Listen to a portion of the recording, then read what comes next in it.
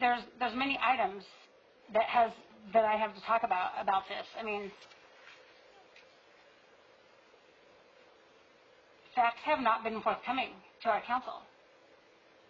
Do you know that Station 5 has the highest percentage of fire calls in the entire city? I FOIA'd the information.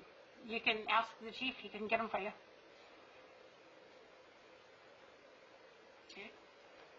There are ways to make changes, but if you want to take away the fire engine out of Station 5 and leave all those people out there after we just lost 4 people to a fire, then we can vote on it tonight.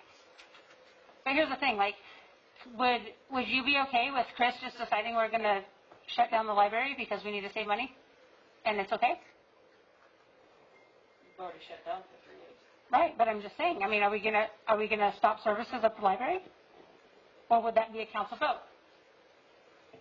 It's not a policy decision if you don't have the money to staff the library. That is a city manager decision well within his authority. Well, when we something we don't like, but if you just made the comment that we have to live within our means, and if we don't have the money to pay the bills, then we've got to make cuts. And yeah, I mean, I would not be a happy camper if the library had to close, but if we didn't have the money, it would still have to be a council vote, because we set policy, and the policy is the budget. Eric, am I wrong? We approve the budget. That's not staffing levels, and that's not programs. No, but that is determining the services that we would like. Just like saying that we want City Hall to be open 5 days a week. Talk about micromanaging. But we're saying that that's a service that we want to provide the city, and so we're going to make sure that the allocations are there so that it can be done. He will figure out how to get it done. We are determining the policy. He is putting it into place. So if we want to undo it, then we've got to vote on it. And my other question is, why wouldn't this be, if we're all in this together, everybody take turns? You can have a month off of your station, and I'll take a month off of mine. Why does one area get to suffer? So, okay. No, ask. No, ask. No, I guess my question would be, Eric, does this approach violate any part of the resolution in any way? The city manager does have operational authority to adjust appropriations and staffing levels to respond to fiscal crises, downturns of the city. Council can still make policy decisions, but the city manager has operational control over the city as an organization and can, when necessary, adjust funding and staffing.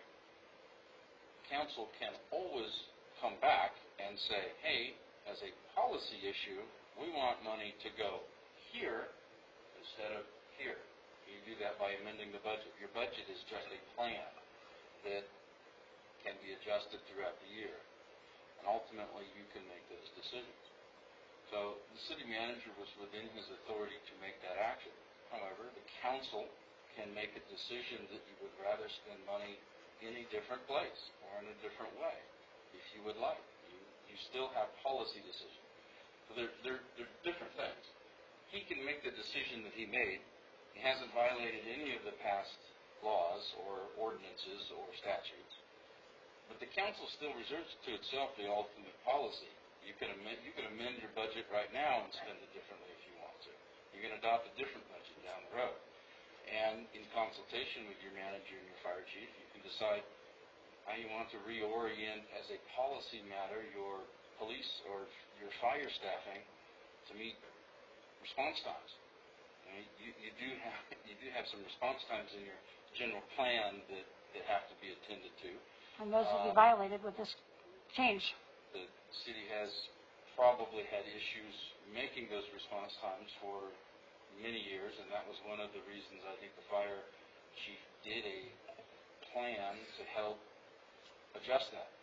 But you're also in the emergency, and you granted additional emergency powers to your chief executive to make operational decisions within that time. So I don't don't see anything here that's a violation. And what about the ordinance that we have that says he has to bring stuff back to us? The ordinance for the emergency services director that's in the code? Yep.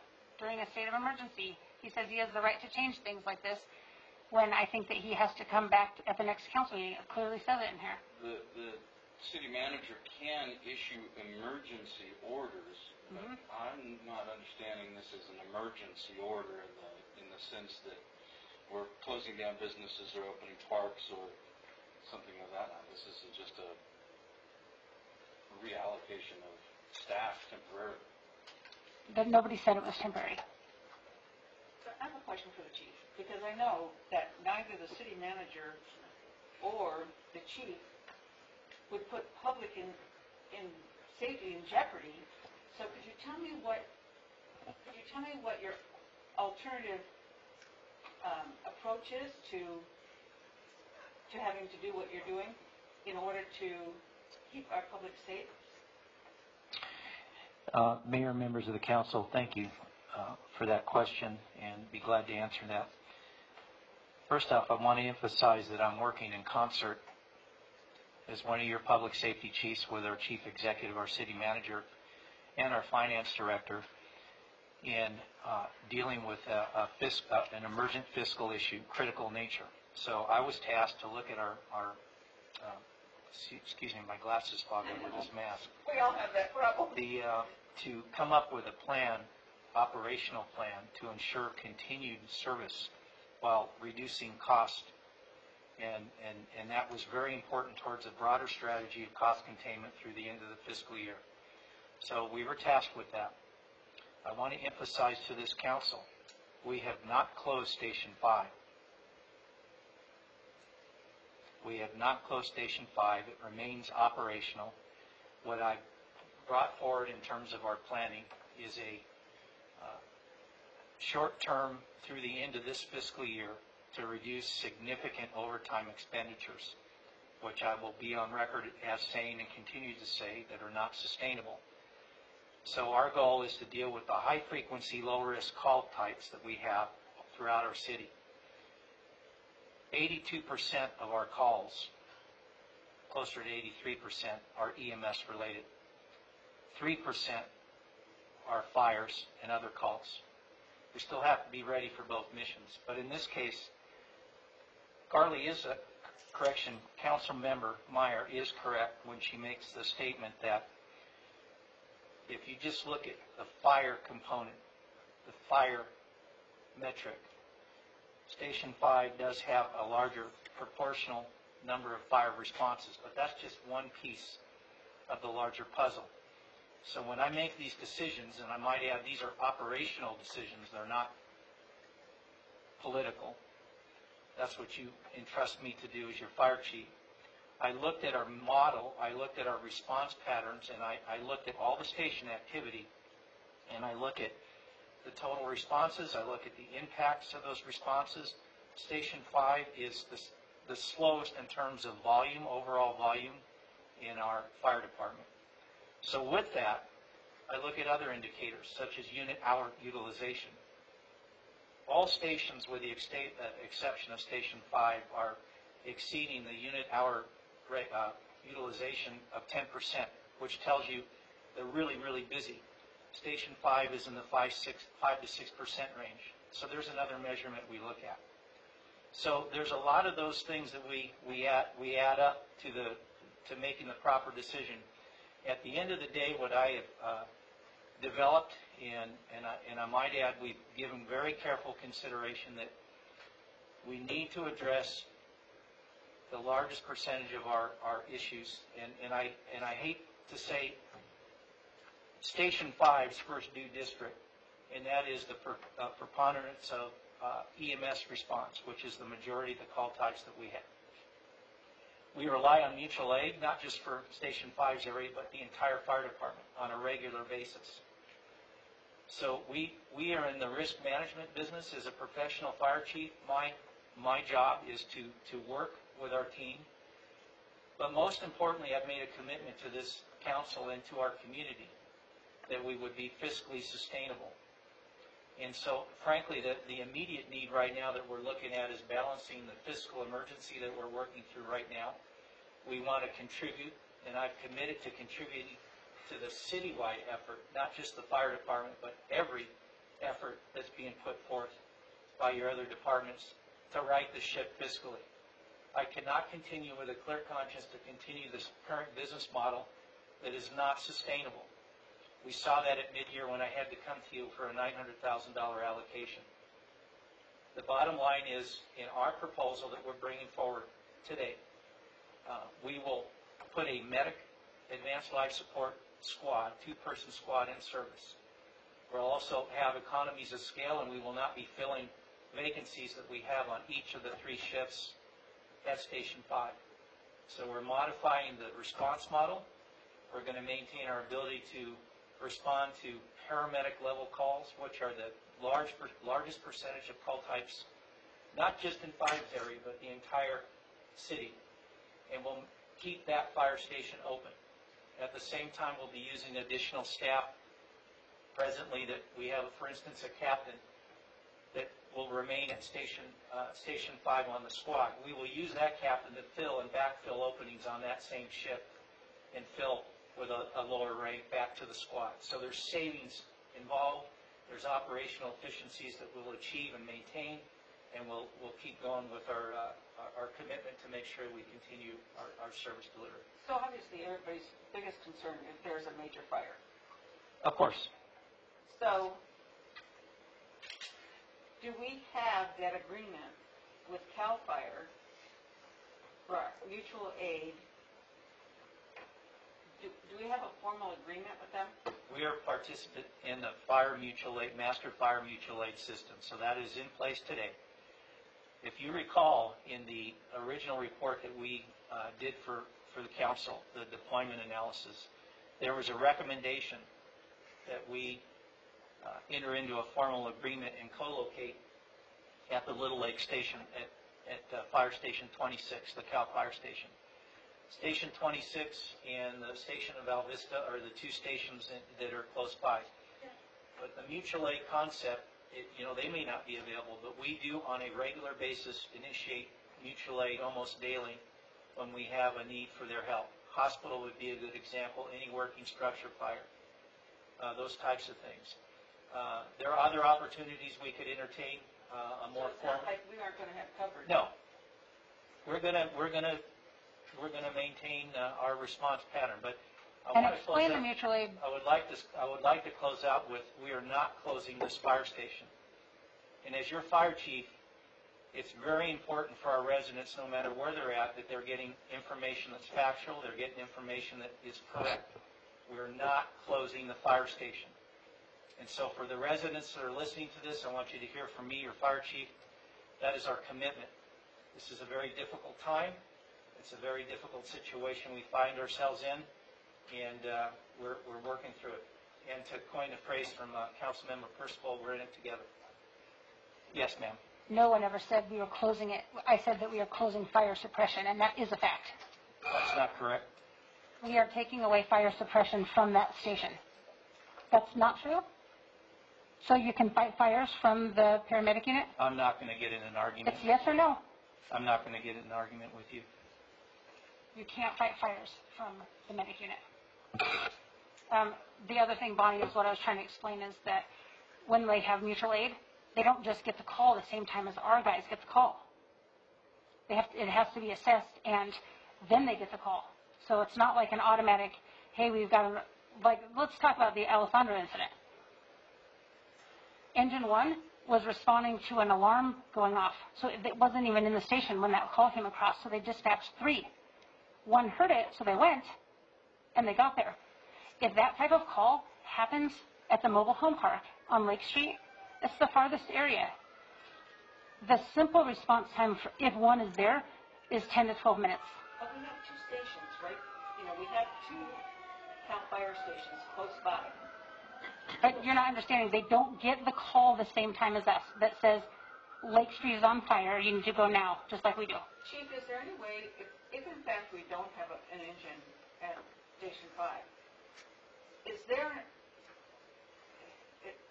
any way that, because obviously we'd need assistance from CAL FIRE.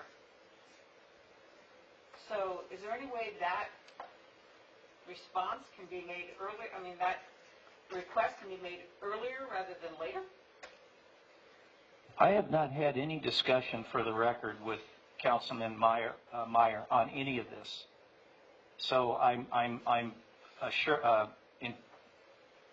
have to validate her comments. I don't know who she's talked to, but I will tell you that we have a dispatch system that needs to be replaced, and I want to again thank the city manager for recognizing we have systems that are broken here, and we've done everything but put a Band-Aid on things, and we've ignored it for so long that we're at critical mass. So I will tell you that what we should have is a CAD interface. We don't have that. So Councilman Meyer is correct in that there is a ring down that we have directly with Paris when that call is made. And our dispatchers do a fantastic job given the equipment limitation we have in getting those calls. And so from the standpoint of there's a delay for the human intervention piece, we should have incorporated as part of our technology upgrade. So the CAD replacement, the radio enhancements that we're doing are going to bring us into the 21st century, and that's going to address those types of things that we're trying to get at. But I want to focus on the operational piece, if I may, because the changes that we're making here are based on two things, and they're based on the frequency of call types. The highest frequency and the lowest risk are the medical. That is the predominant call type that we have to respond to.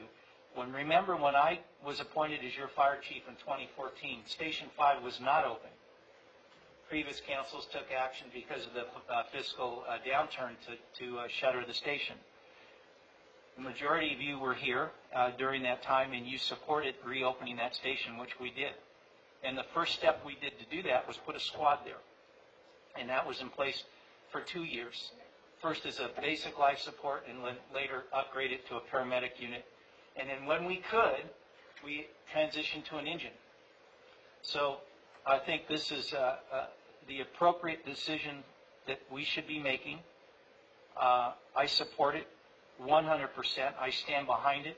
I support the plan that we have in place for the reasons I've explained further. This is much bigger than just this discussion of Station 5. We have a true fiscal emergency that's evolving here that we need to get in front of. You don't fight fire by waiting for the fire to get to your doorstep. We're doing preemptory steps that have never occurred in my tenure here. And the reason we're able to do that is we have a strong leadership team, and we're unified, and we're gonna fix it. Thank you. Chief, can I ask you a couple questions? Is any component of this operational decision being advocated as a permanent situation? Without getting in front of what I think the city manager has presented to you tonight, we've had a very somber assessment of what we're going to be heading to into the budget. So I will tell you that the issues that we're addressing, operational and financial meaning the overtime, we have to get our hands around the overtime. It's unacceptable. It's not sustainable. So you will see some very aggressive moves in our budget presentation upcoming that we'll be bringing to you, where you have an opportunity to see firsthand what I'm referring to. And we're going to have to be taking similar steps that we're putting into motion. This is preemptory. It's something that we're doing because we need to take immediate control, cost control measures now to get us through the end of the fiscal, so we can show some real savings. And we can show that. We have approximately 44 firefighter paramedic positions that we fill between now and the end of fiscal year. And those firefighter time and a half overtime is about $957. We have 22 captain positions that we have to fill time and a half. That's $1,450 for a 24-hour shift. So you can do the math, that adds up very quickly. Those same strategies are going to be in place when we come forward with a budget. The same strategy is going to be in place as we manage our resources more efficiently. There's no options here. But what I can underscore is because we're local, we're flexible, we're nimble, and we can address this, There are many departments right now that contract their fire protection services that are trying to get cost savings in their contracts. They're dealing with the same issues. And I can tell you, we're nimble and we're on top of this and we're in front of it, and you're going to see more of that coming into the budget that we bring forward. I think, we can all get our heads around the, for lack of a better term, the emotional concept of what appears to be a service level reduction. And nobody is advocating, that I can tell, that that's a long-term objective. That if it was a long-term objective, then we wouldn't have staffed an engine company there in the first place. But the fiscal reality is what's driving this. And I think we can certainly set policy and say what our preferences are, but if we don't have the revenue stream to support those service demands, then we have to make adjustments to live within our means. How many times have we been told by our public, and we've said it ourselves, that we have to learn to live within our means? And if it's not fiscally sustainable to continue to staff based on having to utilize overtime, we certainly don't want to get into a situation where we're laying off first responders. And so, from my perspective, the policy direction that comes from council is we expect you to provide the best level of service that you can, knowing all of the detailed operational components, that we trust your judgment as professionals. We hire a city manager as a professional to deal with the overarching issues of city management, dealing with all of the city departments. We hire a police chief to run and make operational decisions in the police department. We can tell the police chief, we want you to focus on quality of life issues, but we don't tell him how to staff. We don't tell the police chief that he has to operate a 4-beat system or a 5-beat system or one-man unit or two-man. Those are professional operational decisions that rest with the professional manager, not with council. Council can provide the direction, what we would like you to do as a priority, but we hire professionals who have earned the right and the privilege to make those decisions. And I trust in the judgment of the professionals. I don't like having to move backwards. I was encouraged when we were moving forward. But as we said many times already, we're in a situation where we're at the mercy of circumstances that we don't control. And at some point, we're going to emerge out of this. And at some point, the revenue picture will brighten. And at some point, when we can sustain an operation that we would like to recommend, I have no doubt that we'll be doing that. But we can't afford that right now, and we have to plan for the eventuality that we're not going to be able to afford that. So I recognize the city manager's authority as laid out in the staff report. I recognize that that's even further amplified under the fact that we're under a declaration of local emergency. And under that declaration of local emergency, the city manager is the emergency management director and has even extended operational decision-making authority. So I'll get off my soapbox now. And Good, and I'll get back on mine. I want to get on one too, Go first. Already spoke. if I may. Okay. So a couple things, and I don't disagree with what you're saying at all, and I don't disagree with what you're saying at all. So what I want to do is kind of go back, and I don't disagree with what you're saying either. But I want to go back. There was an election in 2014. Right before that election, there was a vote of a council to contract with CAL FIRE and disband the Hemet Fire Department. And then there was an election, and the council majority swung a different direction. In the very next council meeting, Linda became the mayor, and I recall, and I'm not going to quote, I'll paraphrase, we just passed a new contract or to get rid of the contract with CAL FIRE and to keep Hemet firefighter. We just passed it, and now we got to figure out how to pay for it. So that was a policy decision that was made by the council. Another policy decision based on during that contract negotiation with CAL FIRE and the city of Hemet, at the time the city of Hemet only had paramedic units. So when we went back to getting rid of the contract with CAL FIRE, who had paramedics on their engines, the council made a policy decision to have paramedics and to increase funding for paramedics, which comes at an increased cost. And during that time also, so let me go forward a little more, then out of that came Measure E, which was specific funding for public safety, which failed by a very small margin. And then out of that came Measure U, which was a general fund tax, and that the council made a policy decision to fund public safety with that.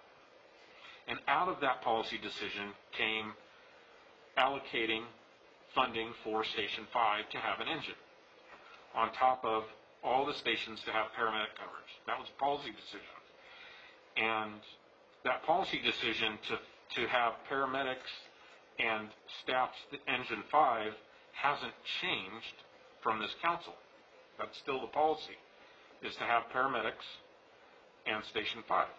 Now we need to have, we're looking at cost savings, and the cost savings is that we go back to allowing for the city to have EMTs because they're lower cost than paramedics. That's one cost savings. The chief mentioned that between 82 and 83% of the calls the fire department receives are for medical aids. So why aren't we looking at cost savings to contract with AMR to keep the Hemet Fire Department a viable operation so that we're not having to make drastic decisions at some point in the future? Why are we not looking at contracting with AMR to have them respond to our medical calls so that our firefighters are freed up to fight fires and respond to traffic collisions and do the things that really firefighters do, save lives, but not handle the medical calls as much, but more so the fire, so we can provide fire suppression and we can provide the coverage for traffic collisions. That needs to be a policy decision to keep, number one priority, to keep the Hemet Fire Department viable so that at some point in the future, this council isn't trying to, or another council isn't trying to make drastic changes to the policy to get rid of the Hemet Fire Department and go and look at contracting with CAL FIRE. I don't ever want to see that happen as long as I'm on council.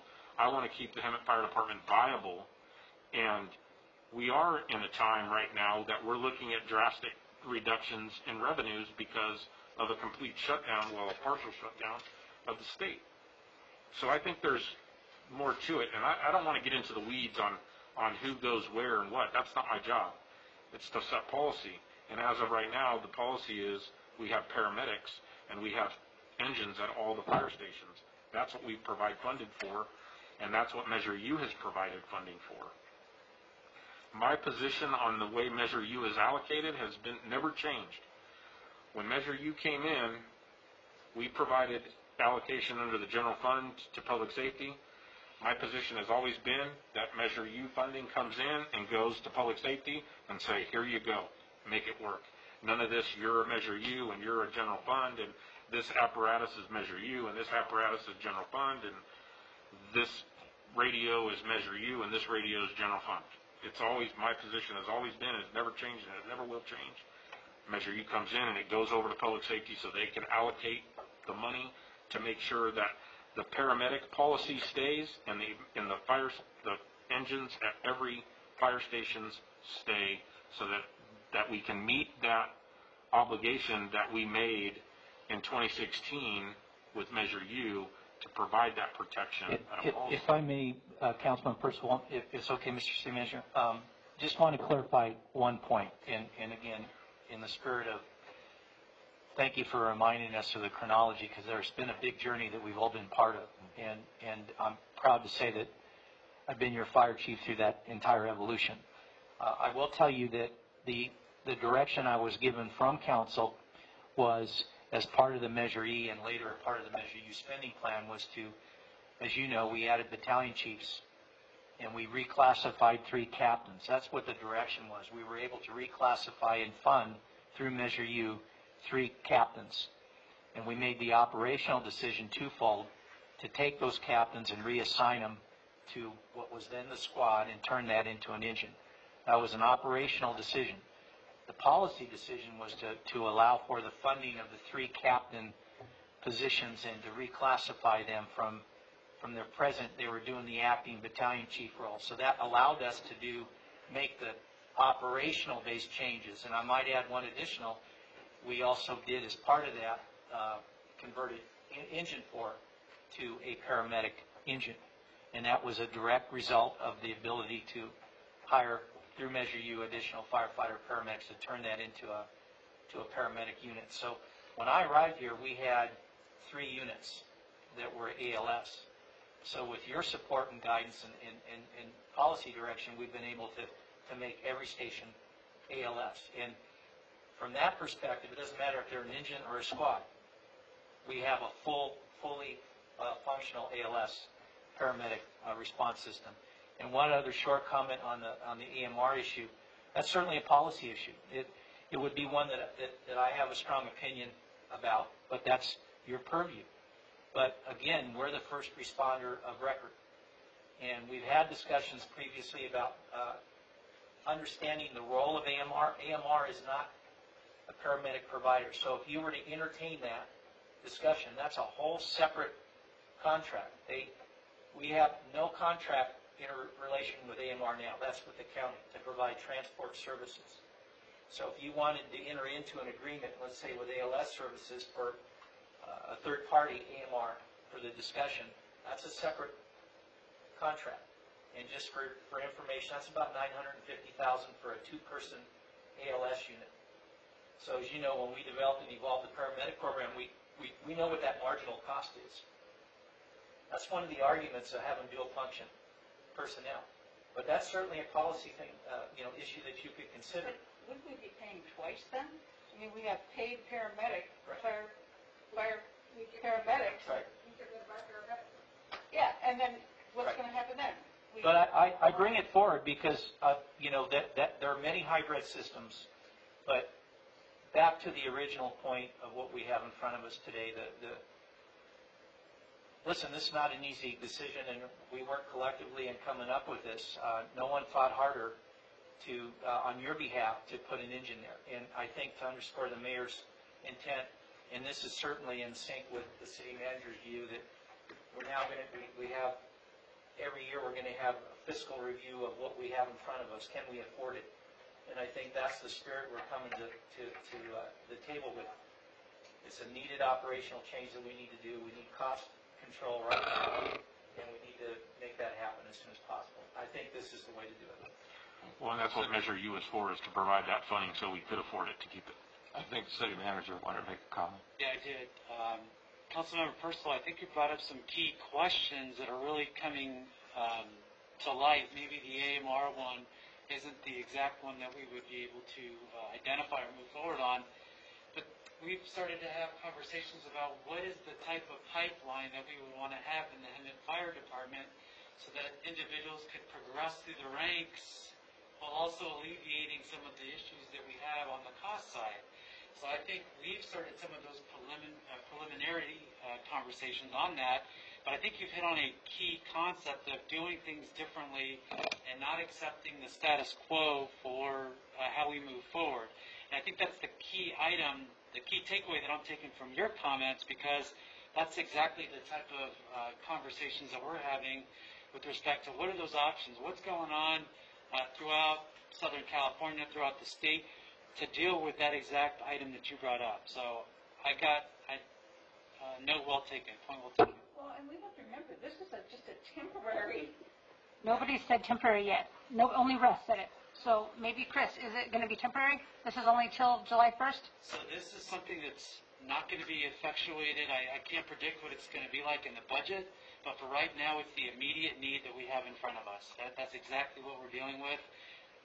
As the chief alluded to, we will bring forward the budget proposal that will incorporate whatever changes we have that will be brought forward for the council to decide on whether there's going to be any staffing changes. For right now, it is purely for the immediate side of what we have in front of us. And there's no foreseen end. I want an answer because this is my district. I can't provide what that fire service might be in the upcoming budget because we're revising the numbers. So there is no end.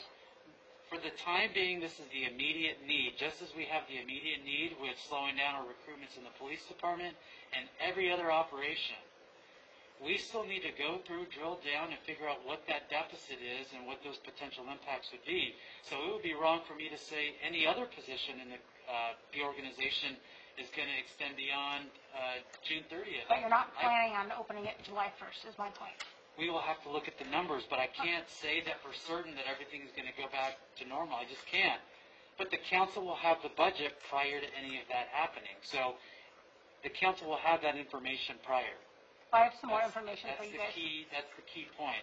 I just can't commit to anything right now because the budget is so fluid at this point. So the fact is One second. I actually do have a comment on this because I do think there is a finite end and it's June 30th. City manager can take operational expense, but you don't do 2-year budgets. And since you do a 1-year budget, this only carries over till June 30th because that's the appropriations that your city manager has to work with. So he can propose in his 2021 budget that will come to you here in May and June this staffing level, but that's going to be a policy consideration for you as part of that budget. So you'll be addressing and making that decision when you adopt the June 2021 or the fiscal year 2021 budget. So I do think that this operational issue has a short-term finite horizon before it comes back to you to make the policy decision. So my point is that Lorena just said at the end of this last fiscal year, which those captain's positions for that station came out of Measure U. It's in the resolution unless it's changed. We have $11 million at the end of, in 2019. Right now we have like $3 million still for fire for this year, plus the 4 of those 11 that are still saved. So about $8 million for the fire department in Measure U. $100,000 to get us through the end of the year. $600,000 for those captains for the entire year. And we are willing to buy the microwave system for our employees, but we're not willing to protect our citizens. That is unbelievable because it's sitting in the bank. So our citizens, my voters, are down and they voted for Measure U. They passed it and they pay the tax, and now you are taking away their fire engine. How about that for a lawsuit? The first fire that goes up, how's that going to go for the city? Eric? Anybody can sue us, right? But we wonder why we get into these positions, because they're paying their taxes, plus they're paying Measure U, and we're taking away something that we actually documented, and Russ, we passed the policy before you were on council, and it was voted on, and it says in there that we would put an engine at 5. So we voted, and so how liable are we for the next fire that has a 12-minute response time? It is the fire station that responds to my house, to my neighbors, and well east of me. If you're so willing, then take it out of your station. Or let's do rolling. Like I said, every month, we're all in this together, right? But is it worth $100,000 to go through another Alessandro fire? Is it worth somebody's life? Is it worth the trauma to that family to lose their house? When that station was just a squad, a house on Park caught on fire. By the time it did take 12 minutes for Engine 1 to get to Lisa's house, and it was her neighbor that was on fire, her house caught on fire and all the windows blew out by the time the fire engine was there. Why do we have to keep hearing these stories? Because we're not willing to spend. We're going to stop the leak and save $100,000 when we're banking millions for this reason. I don't know how under a good conscience you can vote on that. I don't know how you could sleep at night if somebody catches on fire, because I think every single day, starting tomorrow, when I hear sirens at night, I'm going to have to wonder. And I'm going to have to know that we sat up here, and it's okay. It was okay for us to leave that money in the bank and not provide the fire service. Would any of you guys be willing to do this for your station and just make it a squad?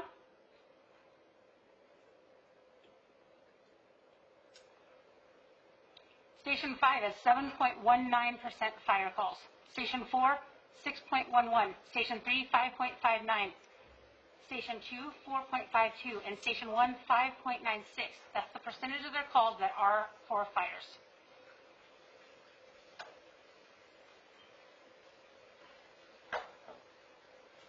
Again, I go back to the comment that I made previously. We hire professionals to deal with professional services that are in their area of Then expertise. shut down yours. If it came to that, if that was the recommendation and it was, Well, why would he pick on the council majority, Russ, and make a motion to shut down the fire suppression at Station 5? Let's go. Let's put it to a vote. Well, we aren't really voting on that, because we're voting on, because that station, or that area will be covered anyway. So we're not, Easy for you to say. Do it at your station then if you're so confident.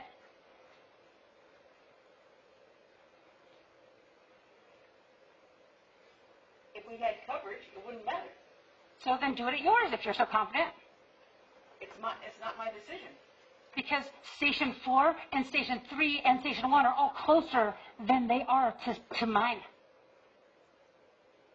Have you taken a map to it?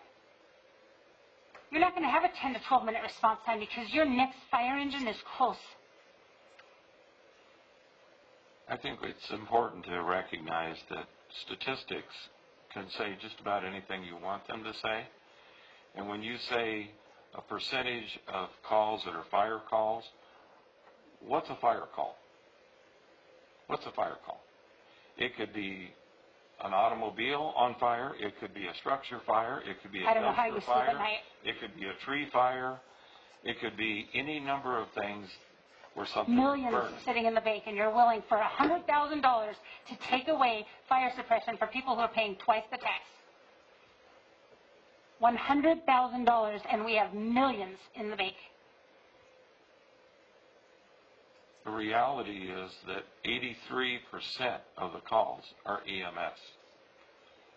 And the responsibility of public safety managers is to staff to the rule, not to the exception. He staffs to the council majority. He says it every day.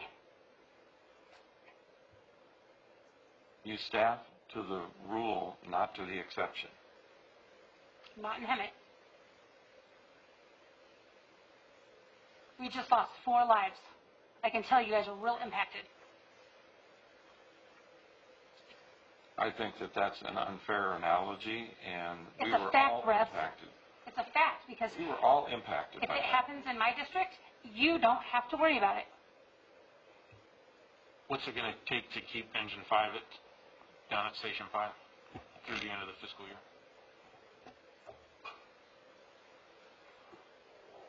I don't have the exact dollar amount. What I really want to emphasize is the same thing that I talked about during the budget discussion, is the fact that when we bring forward the budget proposal to the city council, what we're trying to buy is some flexibility here. And so I would hate for a budget proposal to be brought forward to the council, and the city council could have taken the opportunity or allowed management to take the opportunity to take this action, and now the decision come June, in the month of June, is far more drastic than this individual item that we're dealing with here. So I'm seeing this as a flexibility option to deal with the issue that we have right now, the same way that we've dealt with pausing of police officer hiring, the same way that I'm dealing with every other vacancy that exists in the operation. I should also add that there are no positions that will be impacted in terms of loss of FTEs as a result of this action. We're not reducing the number of firefighters or paramedics or engineers or captains. But you're taking fire suppression from my house and all my neighbors. And so the reality of what we're doing is simply an operational change to try and deal with the immediate issue that we have, which is a budget issue that we have. That's, I can't put it any simpler than that. That's essentially what we're doing with this.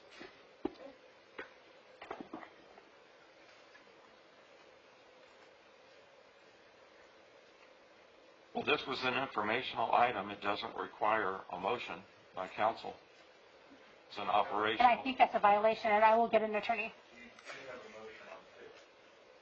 It wasn't seconded, so what do you do?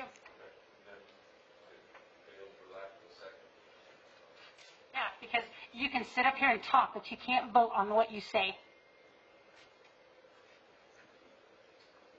Millions of dollars sitting in the bank for public safety, and you're taking away the Okay. engine. Moving on. Item 10G is to consider a seamless lunch program contract and provide direction to staff. I think we have our library manager. Yeah, you still there? So, Mayor, if I may, I'll go ahead and provide the staff report for this item. Okay.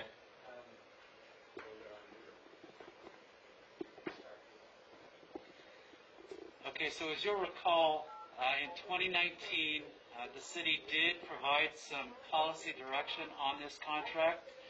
The council had some issues with how the contract was structured and really did not feel that the city needed to take on any risk or liability associated with this program. Essentially, what the city of Hemet does provide is a facility, and so based on the council direction, the council provided direction to essentially draft up a facility use agreement, which the city attorney did. In the time, we made a commitment to the council that we would not bring forward a last-minute agreement or contract that forced the council to make a decision at the 11th hour.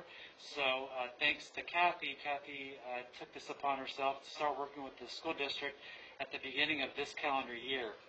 So with that, the item before you, we're asking for direction on 5 major items. As brief background, as we were discussing this with the school district, they have stated that if the city does not wish to take on the liability that the council opposed back in 2019, then the district was not primarily interested in utilizing city facilities. They had mentioned that to us, and they would be looking at alternative locations. With that being said, they have identified a school not too far from here to be utilized for this seamless lunch program. So if the council decides to continue the path that it had in 2019, the program wouldn't stop.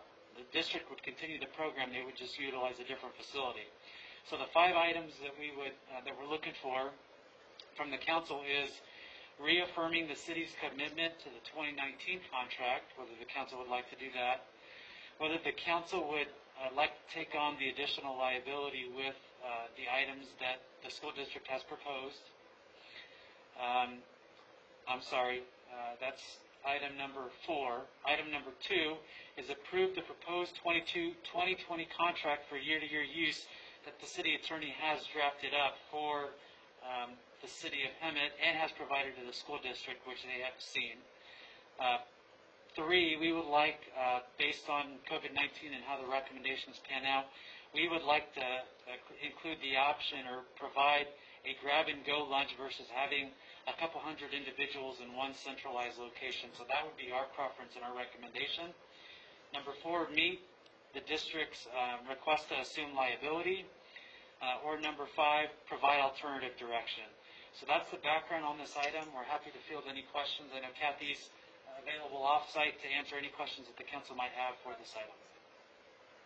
Thank you. And just for the record, an opportunity for public comment on this item was provided during item 5, communications from the public. You have any questions from council of staff? Linda? just a comment on what we got back from the school district. It looks like Darren's trying to restructure all of their contracts and get everything to be uniform, because a lot of this is very kind of cute. But the actual liability with the two hold harmless indemnification paragraphs in the what additional liabilities would we be assuming? Because there is indemnification by both sides. If we use their changes, Yes. in essence, we become responsible for the food that's being served. But that's not what it says. If you're looking at ours, it doesn't say that. But they want us to be liable for the handling, processing, and cleaning the site.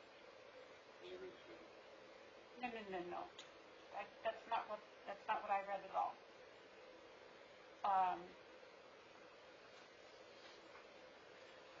In fact, I went through and tried to do the comparison as to what paragraphs were actually different.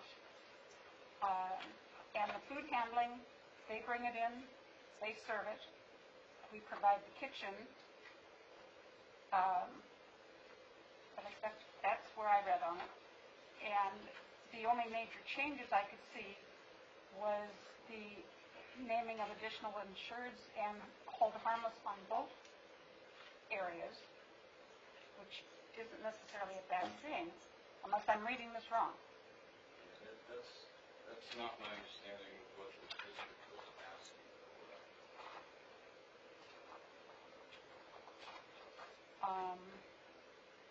Well, let me just go further on that. This year, I doubt very seriously if it's going to be anything other than a grab and go, if we do have it. And I know the library is planning a summer reading program, which this was a big benefit. I mean, the whole idea in the first place was to feed kids and get them into the library so that they could be exposed to reading and that type of library type stuff during the summer. So the idea of the program is still beneficial, in my opinion. And you're right, it gets down to the nitty-gritty, what's, in the details and all of that good stuff. But if, for this year, considering where we are, if the school district has an alternative site, I don't have a problem with not doing it. I really don't. And if library is going to have like a grab-and-go summer program, they can go grab their lunch and they can go to the library and pick up that stuff and then everybody can go back home. So, because I'd really like to just really look at this, because that's not what I got out of it. And maybe I didn't look closely enough. But because that was my question. So what's the liability other than the joint indemnification and hold harmless? I don't know. Grab and go, I'm not sure. Leave it up. Like all the other restaurants now. Do you have anything further, Linda? No, I'm just, Okay. Well, what does Kathy think? I'm sorry, I'd have to go back and reread this with the agency comments.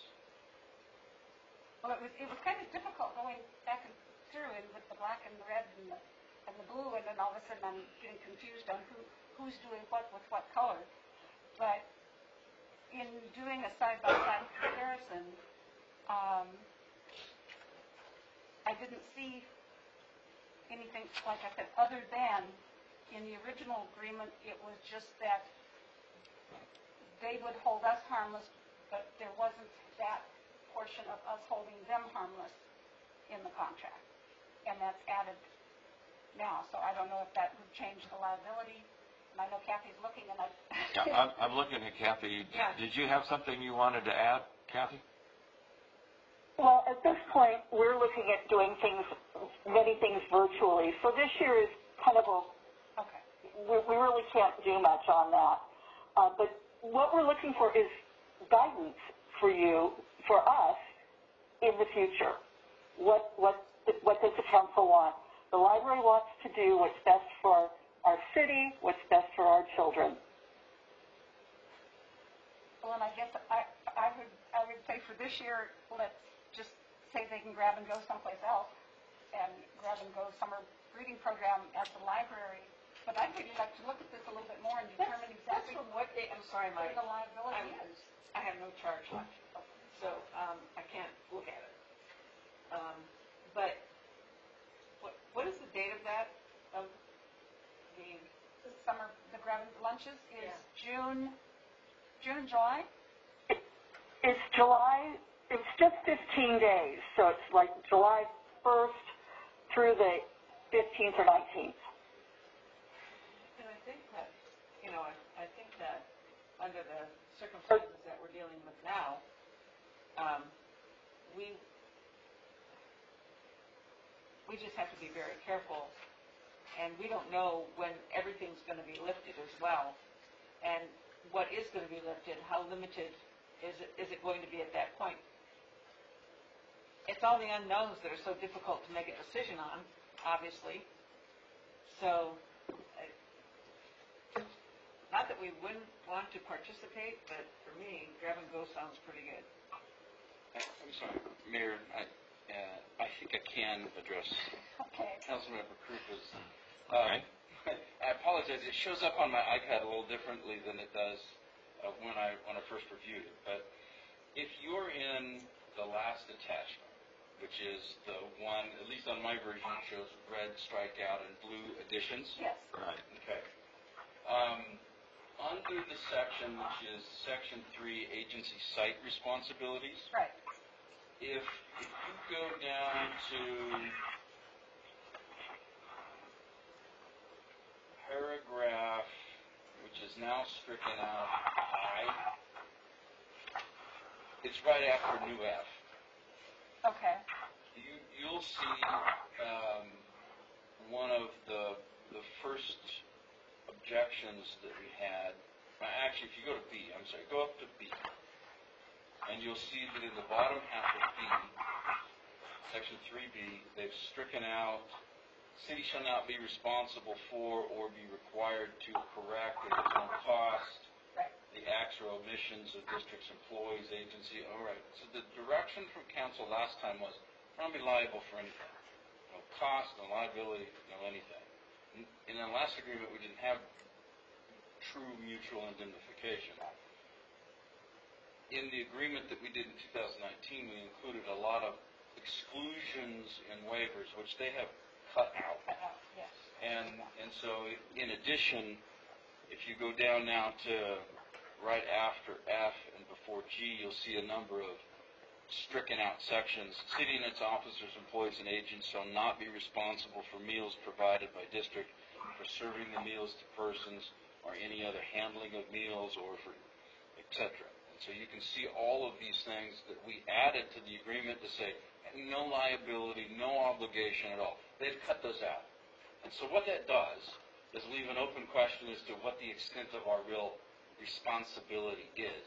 And council's charge was have the most bulletproof type agreement possible. If you cut those express exclusions out, it leaves the question open of what our obligation is. Okay. So that's why I said they have tried to make us a little more responsible. Now, I don't know that that was really their intent, but if it wasn't, why would they cut those out? Oh, that's true. Okay, and I did see those, and then I went back and said, what? And I actually have what written on here. But, okay, and that makes sense. And again, for this year, I don't have a problem not having this year at all. And if it's, and we're doing, the thing that is bothersome is that when this whole post-COVID thing, are we doing a disservice to the kids coming to the library and being part of programs where they get fed both intellectually and physically for these types of programs? But I also see the reality in assuming liability that we should not, in my estimation, we shouldn't be assuming because in fact, they're not renting the place. And I don't remember what the contracts look like for renting.